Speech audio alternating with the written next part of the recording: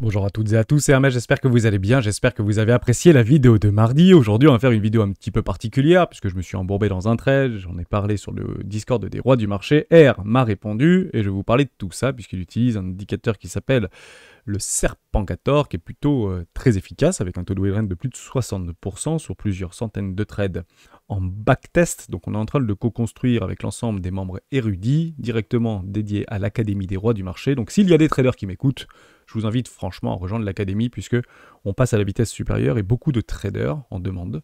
Et bon, on a proposé un service et on a proposé un indicateur technique qui permet de répondre à vos attentes. On va parler Bitcoin dans cette vidéo, bien évidemment, de ce trade dans lequel je me suis un petit peu embourbé et j'ai dû couper à break-even, un petit peu en gain, mais break-even, puisqu'il était plutôt mal engagé, alors que j'avais plusieurs confirmations, notamment en daily, que j'attendais.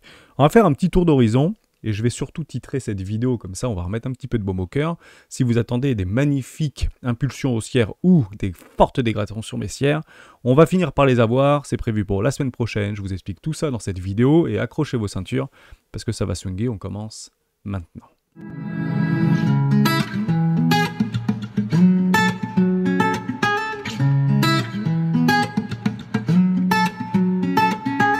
Juste avant de commencer, je vous invite toujours à rejoindre le Discord des rois du marché. Vous trouverez le lien dans la description. À l'intérieur, une documentation qui s'appelle la stratégie des 4 rois. N'hésitez pas à l'utiliser, vous en imprégnez, vous en inspirez pour vous aussi trouver votre propre style d'investissement, que ce soit sur le court, moyen, long terme, voire très long terme, plutôt dédié aux investisseurs. Ici, elle est extrêmement facile à lire, c'est 18 pages et je l'utilise depuis plusieurs années, m'offre d'excellents résultats, que ce soit sur les marchés traditionnels et les crypto-actifs. Je vous parle de mon petit trade, j'étais en train de m'embourber là-dedans. J'avais des confirmations en daily, en 4 heures, avec des petites divergences qui s'étaient positionnées, la prise du nouveau high.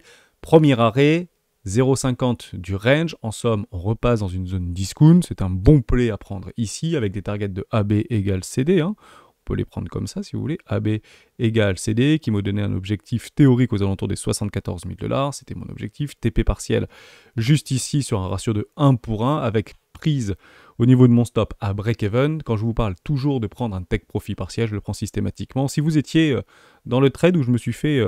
avoir moi personnellement par rapport à la prise de liquidité précédente, c'était juste ici, rappelez-vous, je me suis fait prendre ici, je l'avais laissé pour la démonstration, prenez bien des TP sur le premier arrêt, vous voyez qu'on a bien rejeté sur le premier arrêt, et tant que le premier arrêt tient, l'objectif c'est de faire un nouveau plus bas, on ne connaît pas l'avenir, donc on fait étape par étape, mouvement après mouvement, donc ici, moi j'aurais pris mon TP, je serais très probablement passé à break-even, en fonction des indications que j'aurais eu à ce moment-là, j'aurais très probablement fait, puisque j'avais réussi à breaker une trendline, on est toujours sur Ethereum, et actuellement on est en train de se faire rejeter, il n'y a pas réellement de structure, on peut éventuellement essayer d'en déceler une ici sur 3 bougies en weekly, il y a un énorme M-top ici weekly, voire mensuel qui s'est programmé, j'aimerais bien qu'on vienne casser ce premier arrêt et qu'on entame une accélération haussière, et je vais en parler juste à la fin de cette vidéo par rapport à cette accélération haussière, je vais d'ailleurs tweeter, je crois que c'était hier ou avant-hier, vous allez très probablement rigoler, mais lorsque ça arrivera, croyez-moi, il faudra bien s'attacher. Et on parlera aussi bien au bull qu'au bear, aussi bien au haussier qu'au baissier, évidemment. Bon, donc j'ai dû passer break-even ce petit trade. Je le trouvais plutôt sympa. Bon, c'est pas grave, j'ai été invalidé. Il y a plusieurs objectifs de cours par rapport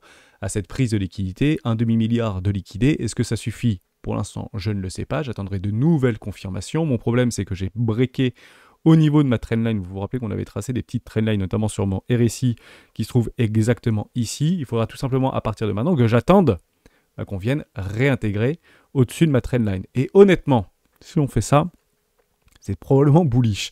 Je vais vous donner une petite fractale qui s'était passée précédemment. On se retrouve en octobre et on repart en octobre 2023. Vous allez voir à quel point c'est assez similaire. Comme quoi, le mois d'octobre, au niveau de Wall Street et des insiders de ce marché, ils adorent. Bon.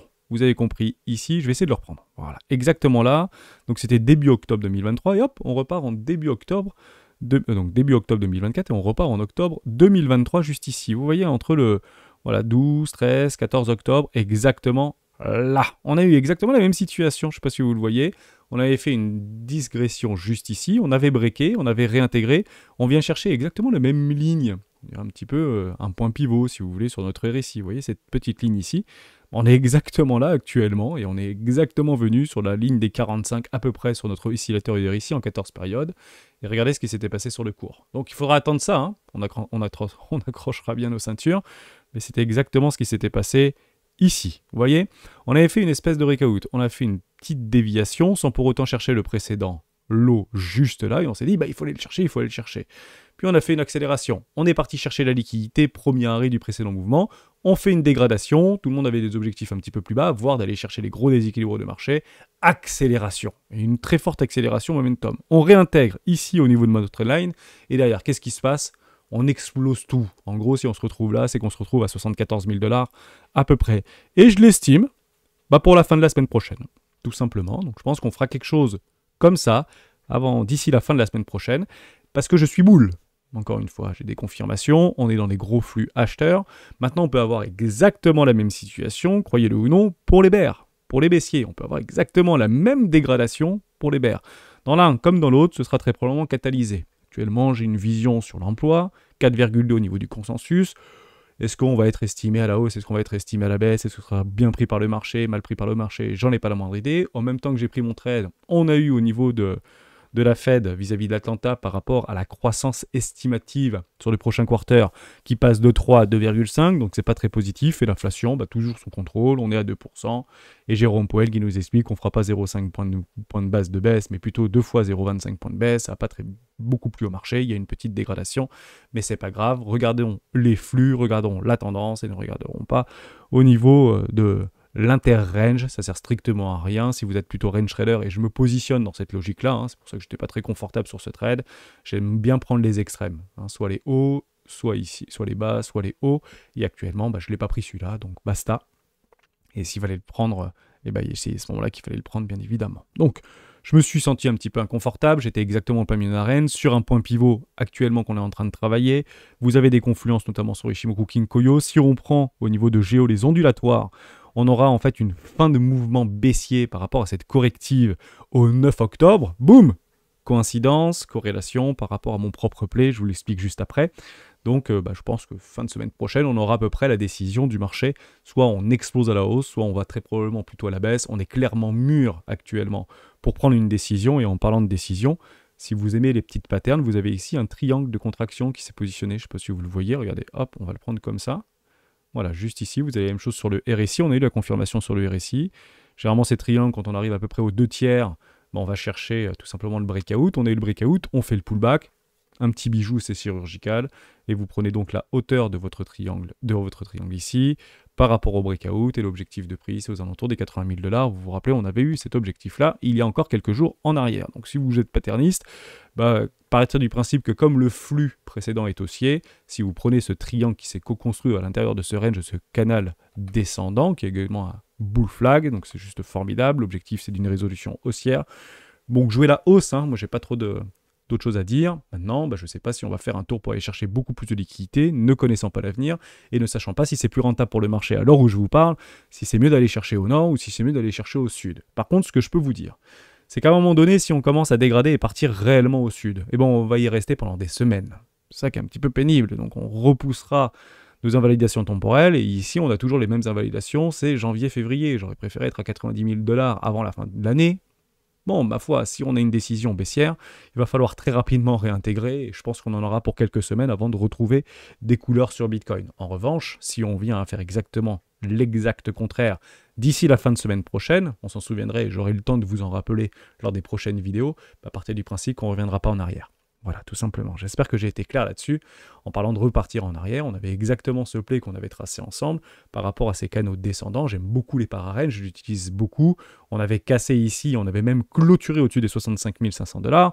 J'aime beaucoup jouer, moi, les réintégrations, et on a eu donc l'émotion, la confirmation, l'acceptation et la réintégration. Elle se voit extrêmement bien d'ailleurs sur le CME, juste ici par rapport au BTC1. On avait eu cette magnifique situation de marché. On vient chercher ici avec une magnifique clôture d'acceptation, puis réintégration, basta, et donc dégradation. C'est clairement ce qu'on ne veut pas voir. Donc les bears reprennent le momentum sur des toutes petites time frames ici. Les moyennes mobiles sont complètement ascendantes, donc je reste haussier sur du moyen long terme.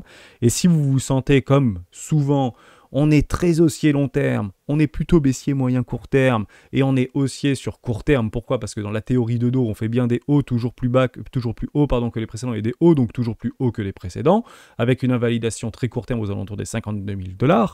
à partir du principe qu'on est bien dans ce schéma-là. Et l'objectif, c'est lorsqu'on sera ici, aux alentours des 70-75 000 $, si on décide d'y aller, c'est qu'on soit suffisamment bear. D'ailleurs, pour les bears, je vais répéter un petit peu ce que j'avais dit il y a quelques temps en arrière, ça marche plutôt pas mal, lorsqu'on prend un petit peu de recul, un petit peu de hauteur, ce qu'on pourrait attendre vis-à-vis du pire du pire. Oui, parce qu'on est beaucoup bull, mais c'est intéressant aussi de parler de bear pour essayer de créer des invalidations à la fois techniques et émotionnelles pour ne pas rester trop biaisé par rapport à notre propre perception. On va parler du pire du pire. Bon, le pire du pire, c'est qu'on vienne à peu près chercher les 42 000 $, voire pourquoi pas plus bas. Il faudra donc aller chercher ce qu'on appelle des clôtures dites annuelles. Si vous passez en annuel, ça c'est clairement le pire du pire qu'on pourrait attendre dans les prochaines semaines. Et pourquoi pas, d'ailleurs, fin de semaine prochaine, à partir de fin de semaine prochaine. Après, je ne dis pas que ça va le faire en une journée, mais ce sera à partir de fin de semaine prochaine. On peut venir chercher donc cette magnifique clôture, ce test de cassure ici par rapport à la clôture annuelle des 42 400 $. Je vous dis franchement, c'est jamais arrivé en fait par rapport au précédent cycle, surtout post-halving. Ensuite, vous avez la même chose au niveau du trimestriel. Et vous allez voir, ça va me donner en fait un appui supplémentaire par rapport à ma visibilité, qu'on ne doit plus aller chercher en fait ces 49 000 $ par rapport à ce spinning top. On se paye le luxe sur une bougie trimestrielle de ravaler tous les bears, de les mettre dans la poche derrière pour nous sortir une spinning top bullish. Et partez du principe que les objectifs de cours par rapport à ces spinning tops, c'est vous prenez l'intégralité de la bougie jusqu'à son corps pour derrière aller chercher. Je vais essayer de le prendre comme ça. C'est vrai que c'est pas très joli, mais partez du principe que l'objectif de cours par rapport à cette spinning top, c'est ici, aux alentours des 76 000, 75 000 $. Si on se paye le luxe de se taper des spinning tops, c'est pas pour aller chercher beaucoup plus bas, bien évidemment. Vous comprenez ça comme suit. Donc, actuellement, j'invalide le fait que sur la perception de marché que j'ai sur ces time frames-là, du weekly jusqu'à l'annuel, qu'on viendrait très probablement pas chercher les 49 000 $. Et si on y vient, on n'irait probablement pas aller clôturer en dessous des 42 000 $. Mais ce serait finalement le pire qu'on pourrait avoir. Donc ça, vous avez tout là-dedans. Mieux encore, si on doit y aller maintenant, parce qu'en fait, on se conditionne pour dire on n'y arrivera pas, c'est probablement baissier. À ce moment-là, il faut jouer quelque chose de formidable. Jouer un UTAD. On est bien d'accord que si on est dans une dynamique ici baissière et que finalement on est bien baissier, je parle ici à quelques personnes, ou peut-être beaucoup de personnes, mais c'est clairement pas la majorité, qui partiraient dans le principe qu'on est en train de recréer un bear market qui va durer des mois, peut-être des années. À ce moment-là, vous utilisez les méthodes de wake-off et on va chercher quoi ? Un UTAD. Voilà, on irait chercher un UTAD. Derrière, on fait une réintégration, on recasse toutes les trends et on vient chercher dans une magnifique dégradation.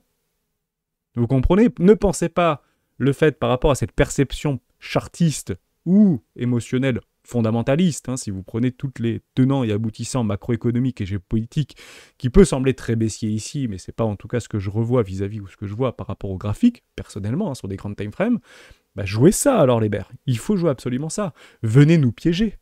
Puisque YOLO haricot, si on vient à casser les 70-75 000 $, pour ma part, on ne repartira pas en bas. Mais notre objectif en tant que boule, c'est justement de vous laisser croire à un maximum et le plus longtemps possible que c'est bear. Pour vous faire en fait vendre ce marché dans toute la montée. En somme, de vous faire louper le train, tout simplement. Et nous, si c'est réellement bear, à ce moment-là, de venir chercher nos liquidités, agglomérer de la liquidité et cet effet FOMO pour derrière nous retourner, nous liquider, nous faire capituler beaucoup plus bas. En somme, si vous êtes bear, ne soyez pas trop tôt.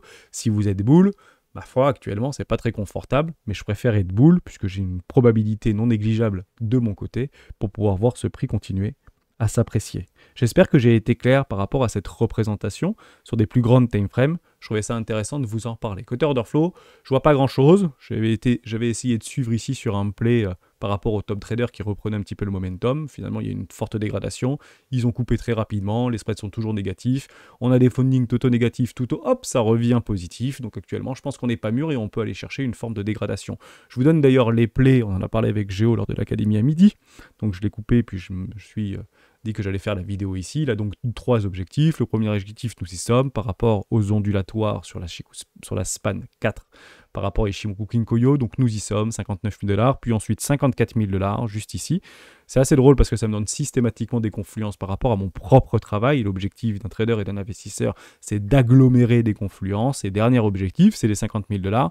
Juste ici, je reviendrai par rapport à ma magnifique trendline haussière, bas de canal.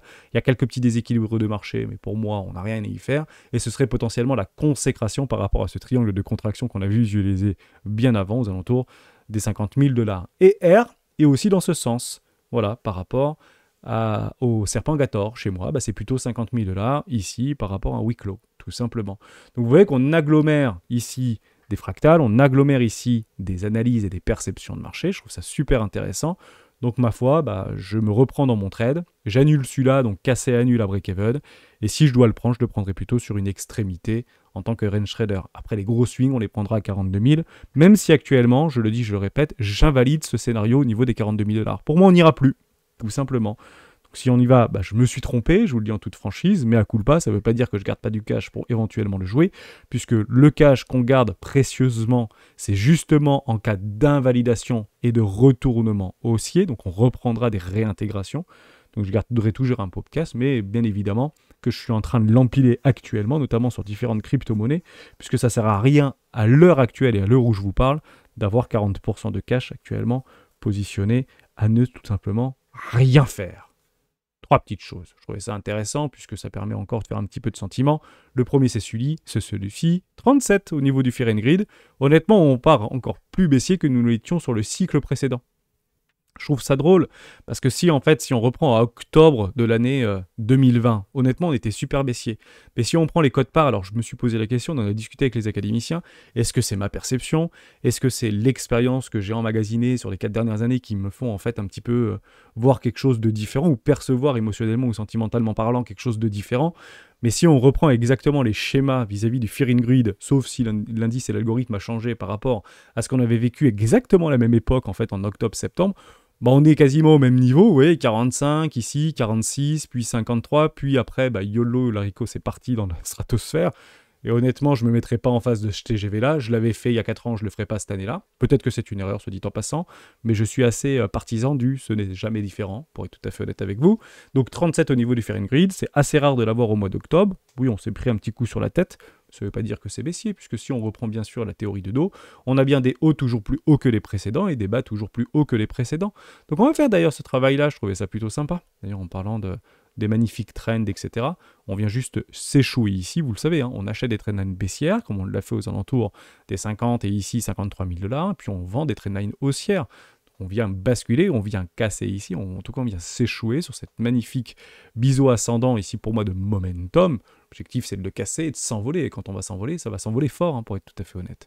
Donc beaucoup me diront, ouais mais il faut prendre la bougie donc trimestrielle, on l'a vu juste avant, on l'avait pris en bas mais il faut aussi la prendre en haut pour avoir un magnifique signal. Oui, 70 000 $, vous avez tout à fait raison. Si on prend la théorie de dos, si on reprend sur des multi-time frames, celui-ci en fait n'étant pas une bougie trimestrielle, ou ce qu'on pourrait appeler aussi une bougie importante, la bougie la plus importante, ça va être aux alentours des 70 000 $, mais je trouve ça quand même super dommage de devoir se positionner aux alentours des 70 000 $ si le truc est haussier. Si on essaye de le trade, si on essaie de le swing, à ce moment-là, attendons tout simplement de le jouer avant. En tout cas, tentons de le jouer avant. Donc moi, je le jouerai personnellement ici. Honnêtement, j'ai quand même un petit doute d'aller le chercher dans les prochaines semaines ou dans les prochains jours. Maintenant, si ça vient à moi, je serai extrêmement content.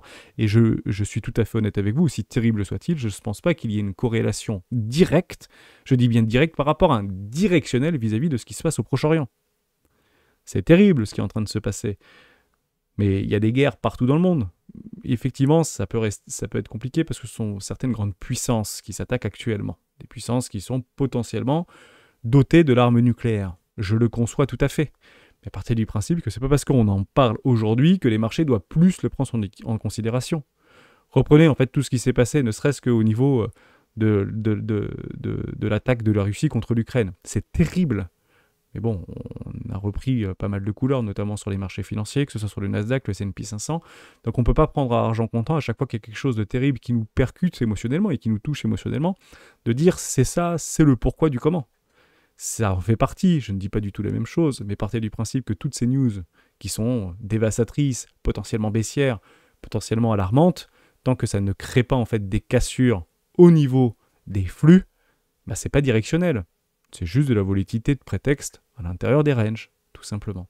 Et actuellement, on est en train de se retrouver assez proche, je l'accepte, hein, d'un plutôt discount ici au niveau de notre range précédent. Voilà, j'espère que je vous ai aidé dans cette vidéo.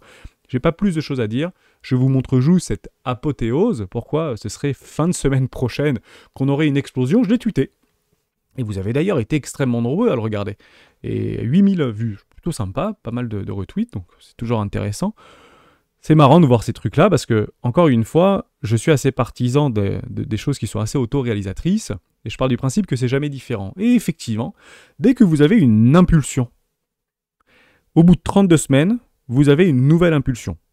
Voilà, ça c'est Bitcoin, c'est une règle, je sais pas si c'est arithmétique, c'est ce que vous voulez, je suis sûr qu'on pourrait y retrouver du Fibonacci à l'intérieur, mais il est vrai qu'à chaque fois qu'on a en fait des grosses impulsions, 32 semaines après, nous avons des grosses impulsions, impulsion, impulsion, impulsion, impulsion, impulsion, impulsion, impulsion, impulsion, impulsion, magnifique impulsion, impulsion ici, par rapport à un range, d'accord, impulsion puis range, et une nouvelle impulsion au bout d'autres 32 semaines. Et la 32e semaine, pour cette impulsion, c'est la semaine prochaine. Donc vous voyez qu'on essaye d'alimenter et d'agglomérer plusieurs confluences ici. Et ces confluences nous disent que ça va swinger fin de semaine prochaine. Est-ce que j'ai tort? Est-ce que j'ai raison? Maintenant, est-ce que je suis plutôt haussier? Est-ce que je suis plutôt baissier? On va prendre le VIX, parce que effectivement, c'est terrible ce qui se passe. Et donc, je suis plutôt bullish pour la simple et bonne raison que tant qu'on est dans le vert ici, on est donc sous contrôle. Si on passe dans le orange, ici dans le jaune, on serait plutôt en forte incertitude. Et c'est ici qu'on a la panique générale. Dès lors, si je dois jouer cette panique générale, je la jouerai en contrepartie, donc j'essaierai de trouver des plays aussi en contre-tendance, et j'attendrai que ce soit dans le rouge. Et c'est drôle de le voir sur Twitter, c'est drôle de le voir sur les réseaux sociaux, donc c'est très viral en fait, Twitter et les différents réseaux sociaux. Mais on a l'impression de dès qu'il se passe un événement, c'est le monde entier doit ressentir exactement ce qu'on est en train de ressentir, et on doit passer dans le rouge et on doit paniquer complètement. Ça, c'est les marchés financiers. C'est un magnifique indicateur de sentiment de marché financier. Bon, tout va bien, hein, jusqu'à preuve du contraire. Donc, je ne dis pas que ça ne peut pas s'envenimer, je ne dis pas que ça ne peut pas complètement dérailler, mais ça sert strictement à rien, de l'anticiper, et encore pire, de le jouer si on le constate tout simplement pas. Je vous souhaite une excellente journée, on se retrouve demain dans le live vidéo du Bitcoin 12h30.